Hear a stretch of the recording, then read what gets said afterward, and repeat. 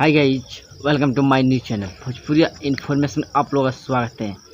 Finally power star Pawan Singh ने होली गाना ला के होली का माहौल गर्म कर दिए हैं यार। आप लोग बता दें कि पावर स्टार पवन सिंह के गाने का नाम है रंग ठोपे ठोप, जो कि गाए हैं पावर स्टार पवन सिंह और शिवानी सिंह। एफेक्ट में है श्वेता महारा और म्यूजिक डायरेक्टर है प्रियांशु, जब जानते हैं, और राइटर है आशुतोष तिवारी। आप लोग बता दें, जब भी इन लोग एक साथ जोड़ी आते हैं तो गर्दा गर्दा मचा देते हैं।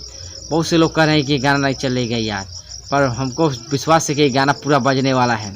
आप लोग बताएं, एक तरफ और भूकंप आया हुआ है, जो कि खेसारी भैया का टीजर, जिस पिक्चर का आप लोग बेसब्री से इंतजार कर रहे थे, फाइनली उसका आज टीजर रिलीज किया गया।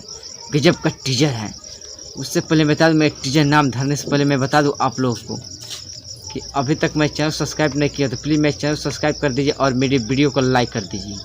आप लोग बता दें कि जिस टीजर का नाम है संघर्ष 2, जो कि इस टीजर को देख के ऐसा नहीं लग रहा है कि ये भोजपुरी का कोई पिक्चर है। इससे महसूस हो रहा है कि साउथ इंडस्ट्री का बॉलीवुड को भी टक्कर दे रहा है।